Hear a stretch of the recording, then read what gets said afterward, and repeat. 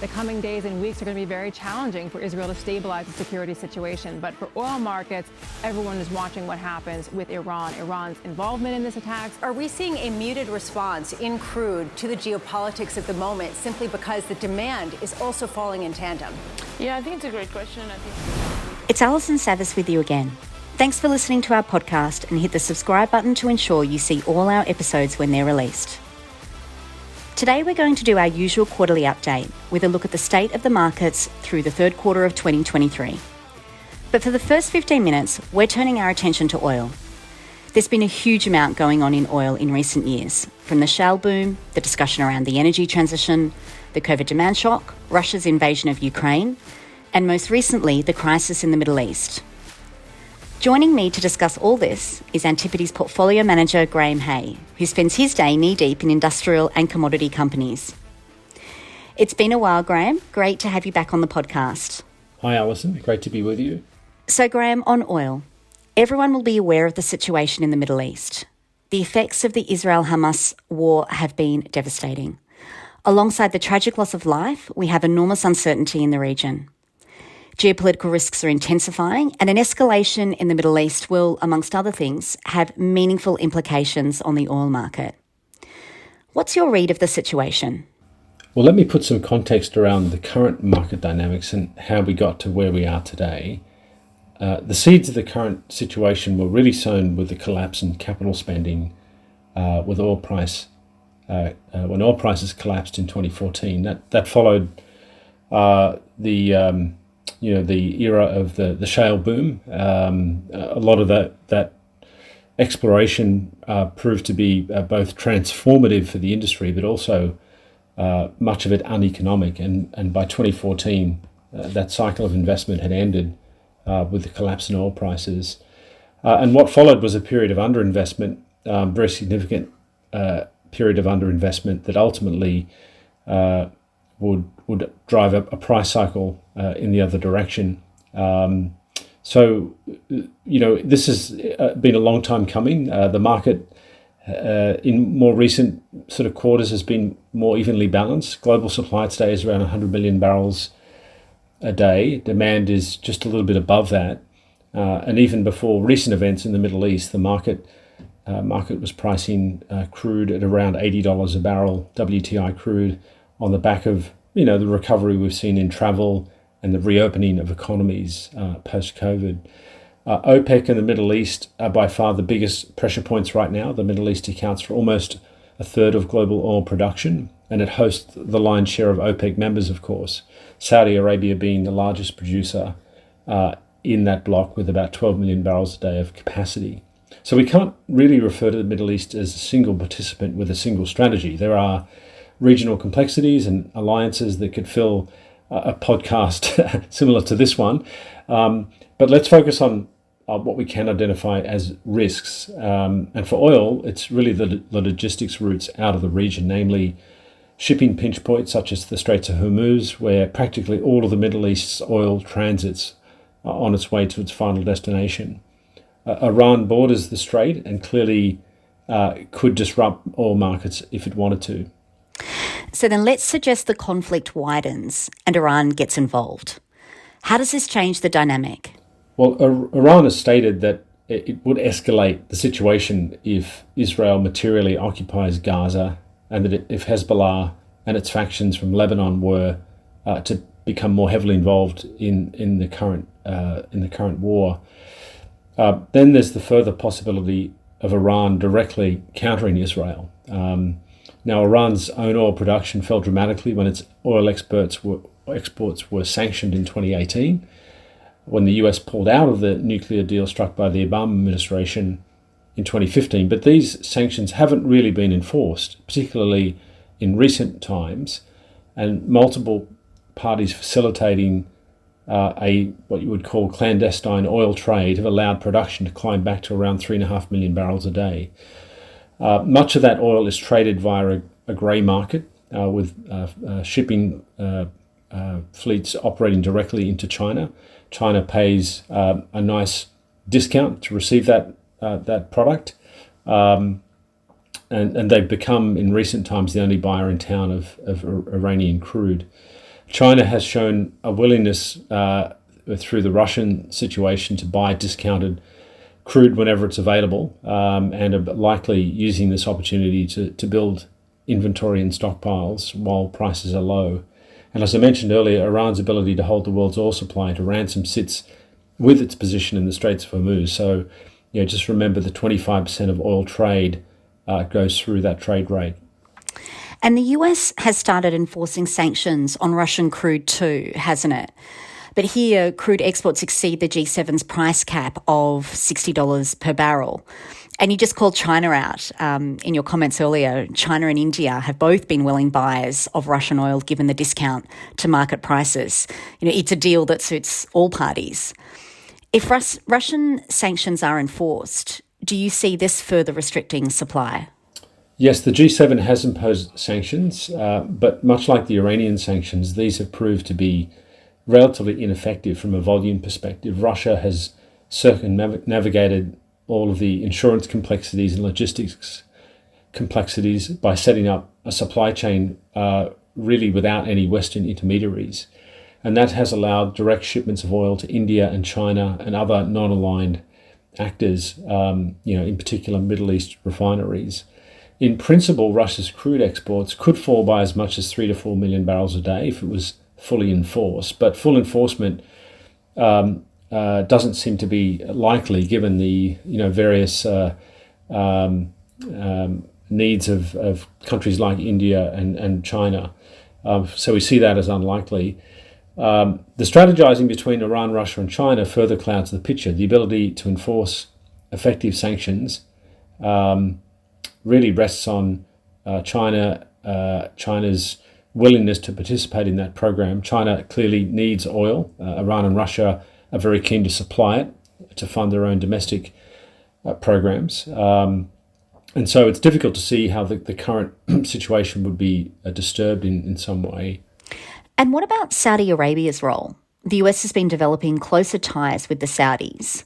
Could they fill the gap of any shortfall in supply? That's right. I mean, Saudi Arabia is the only country with today large-scale spare capacity. We think that's in the range of 3 to 5 million barrels potentially. But it would be a stretch, we think, for Saudi to rapidly add more than 3 million barrels a day, even though in principle it can. It's more likely that if we saw a rapid move higher in oil prices, you would see the kingdom respond with additional capacity to try and calm market fears around what's happening in oil markets.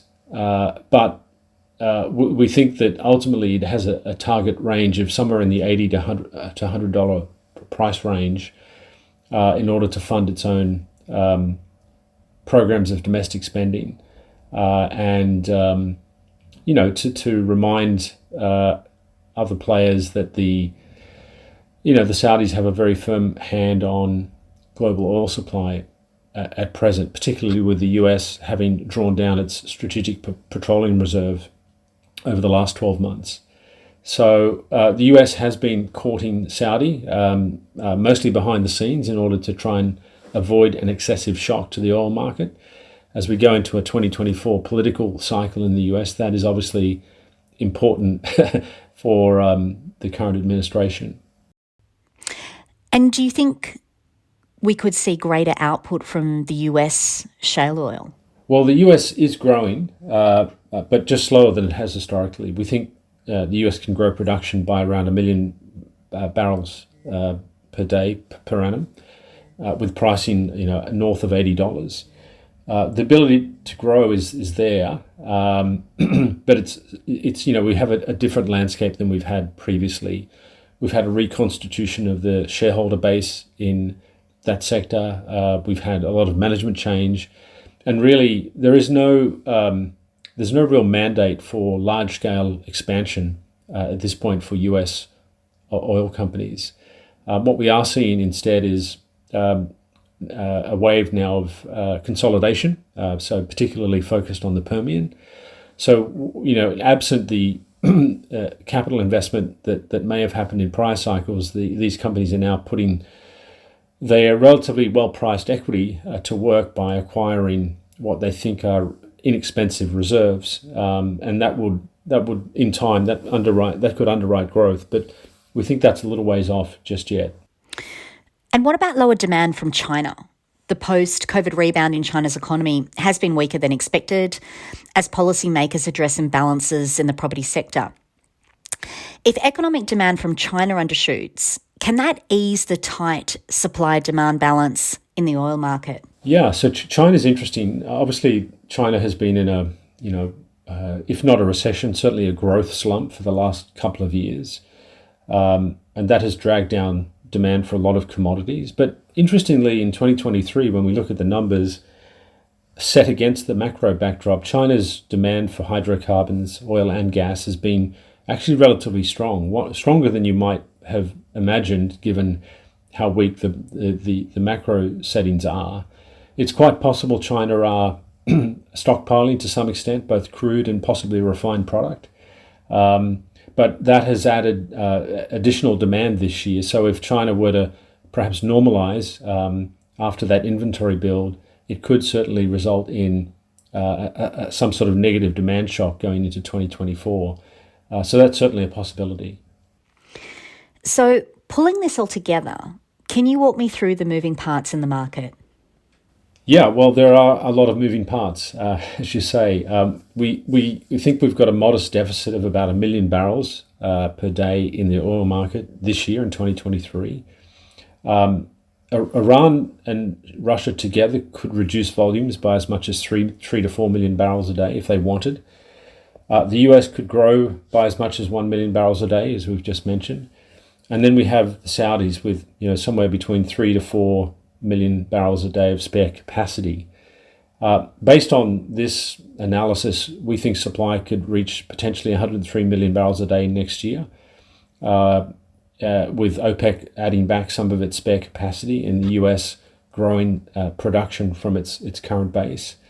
So net, this suggests we're looking at a deficit that is similar to the levels of 2023 as we go into 2024. Now, clearly the macro could move either way, and we are in the camp of a mild recession in the US. That could certainly impact demand. But in the more extreme wildcard scenarios of regional risk, particularly as it relates to the Middle East and the Straits of Hormuz, that could certainly impact global oil supplies if this conflict were to escalate across the region. And we shouldn't also forget that the fact that if Iran did choose to respond that way, taking out as much as 25% of oil supply through actions in the Straits of Hormuz, that would certainly drive a significant amount of demand destruction and further increase the likelihood of recession. So there's a lot to play for at the minute, and it's a very closely watched market by investors and politicians. The price of crude has recently hovered around $85 to $90 per barrel. So given what we've discussed, do you see upside risk to the oil price? Well, prior to this recent conflict in the Middle East, we saw the market as relatively balanced. Was supporting prices in the sort of $80 plus range. Very quickly thereafter, we added another $10 of risk premium to the price of crude. Oil futures today indicate a moderate decline in pricing back to the mid-80 levels by the middle of 2024. So a decline in risk premium, but forward markets are typically bad predictors of political risk. So our fundamental view is that $80 and above is enough to keep OPEC happy and keep production in the US moderate without spilling over to a situation of oversupply. There's also a price level that we think, largely speaking, most economies can function with, and if you get prices moving into the $100, $120 plus range, that is certainly likely to lead to demand destruction, and that will feed back into negative outcomes for economies. That's how we see the current landscape. And how are you thinking about Antipodes' exposure to energy in this environment? Yeah, our two largest holdings in the sector are TotalEnergies in France and Occidental Petroleum in the US. I believe we've talked about Total before on this podcast. Look, it's amongst the super majors. It has a few interesting characteristics that we like. It's growing production. It's not just simply a play on oil prices. Total have invested in their core business to grow production, and we're seeing that come through in numbers. It's also very geographically diverse. It's not dependent on any one region or field. It generates about half of its upstream profits from natural gas, predominantly LNG, and the other half from oil production. And more than half of its capex is going towards lower carbon fuels, including gas, renewables, hydrogen, and other transition technologies. So it's a business that's evolving with the times, but it's harvesting its very strong hydrocarbon portfolio and distributing those cash flows back to shareholders, in a pretty meaningful way. So, we think remains a very moderately valued asset, and with the cash returns, we think it's has a good role to play in our portfolios.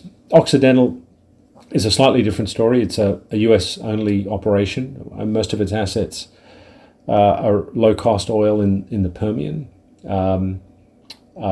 It interestingly has some very attractive technology that's been put to work in the field of carbon capture.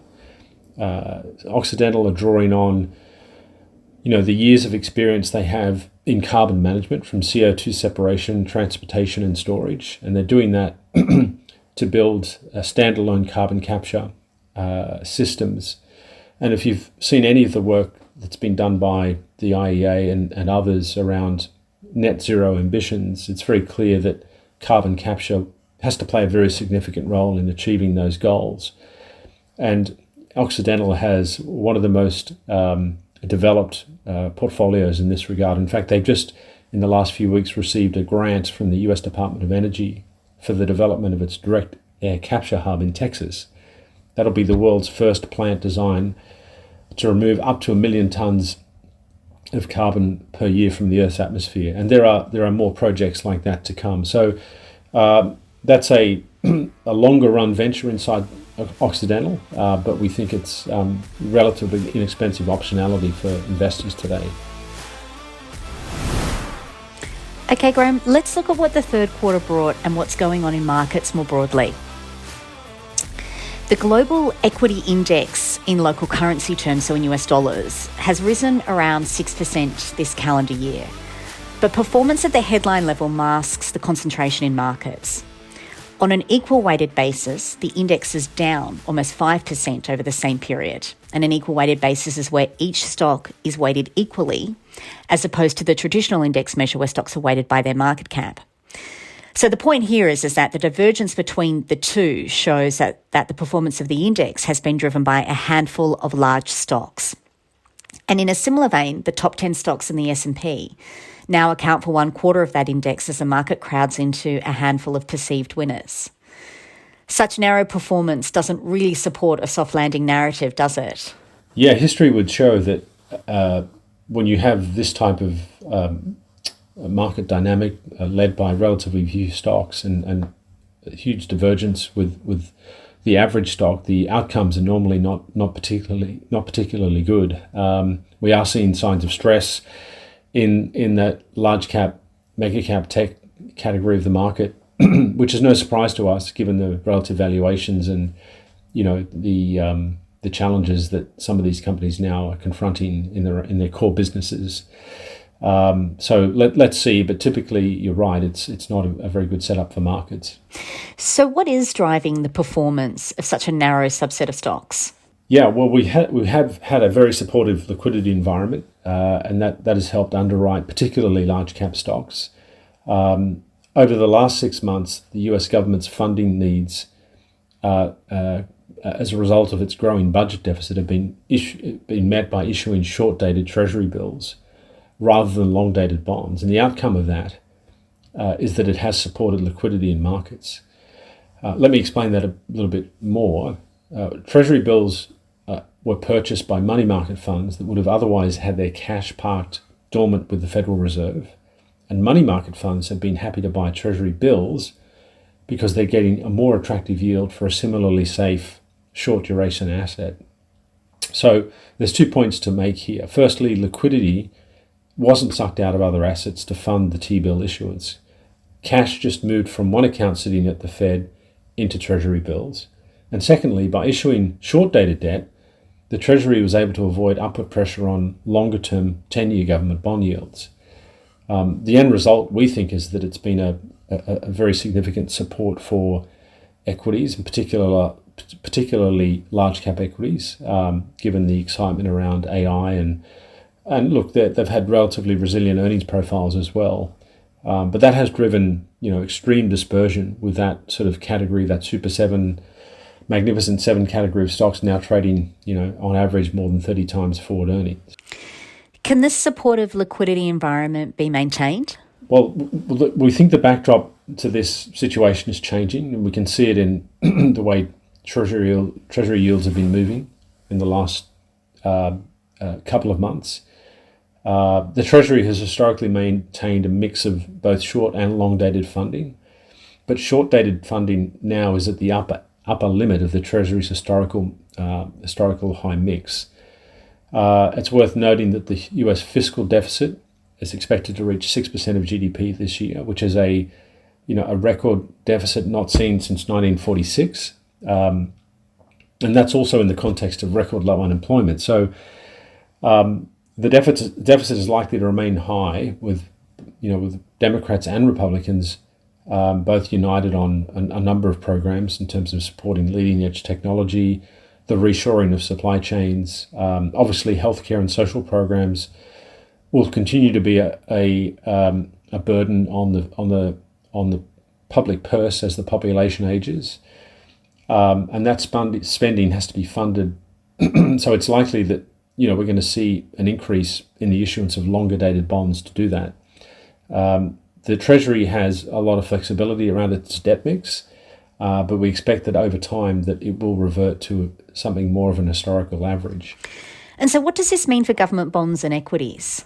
Well, these long-dated bonds will get bought, but the question ultimately is at what price? The two largest buyers in recent times have been out of the market, the US Federal Reserve themselves, who have in fact been adding to the supply of treasuries via quantitative tightening, as well as the commercial banks. And we don't see that recent yields on US treasuries have been sufficiently attractive to entice foreign investors, particularly given the high cost of hedging the currency. And there'll also be some recollections of what happened to Russia's offshore assets when they were frozen following the invasion of Ukraine. And that may certainly feed into the thinking of some foreign governments as to how much money they are willing to allocate to US treasuries. So we think yields need to increase to attract the demand that's required to soak up the supply that is coming. And the market obviously has begun to price this in. We've seen yields edging closer to 5% for the 10-year treasury in recent months. That'd be the highest level we've seen since 2007. So in terms of the implications for both bonds and equities, look, if that scenario does play out and we see rising bond yields that are a function of a creeping and concerning budget deficit situation in the US, that will naturally put pressure on equity valuations. It will also feed into the already adverse interest rate shock that is feeding into the real economy. So there is a negative feedback loop that's associated with higher yields and has implications, obviously, for both equity valuations and the real economy. For us, it means the application of our pragmatic value framework is just staying disciplined around owning businesses where we think you have genuine mispricing, but you also have an underlying resilience in the business itself, and a growth profile that is not priced in based on the valuations we're looking at. Okay, so the outlook for liquidity is deteriorating. And what about the broader economic outlook? Any change from our base case of a mild recession in the West? Look, no changes really. Obviously, we're watching, some very important events, that are playing out right now, both with respect to policy and geopolitics. Our base case is that we do enter a mild recession. Arguably, Europe is already there based on the data points that have been coming through. We know China has been a growth slump. I'm not sure if you're allowed to call it a recession, but it looks like one. The US economy has remained strong despite the tightening. It's been supported by consumption and in particular non-residential investment. But manufacturing is showing signs of stabilizing, but it remains relatively weak. So you've got a few dynamics in the US that are somewhat unique. The strength of the labor market has kept demand relatively strong, and as we've seen, the labor market remains quite tight. Unemployment levels remain quite low. But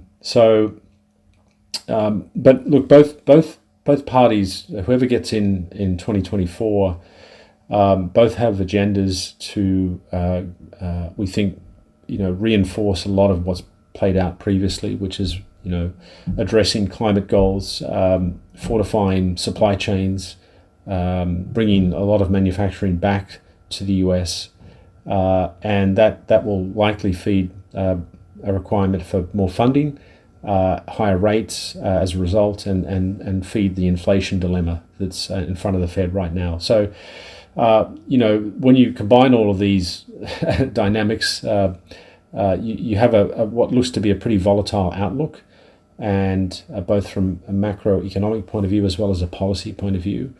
And markets typically hate volatility. So, we remain relatively cautious on just the outlook over the next probably 12 to 18 months.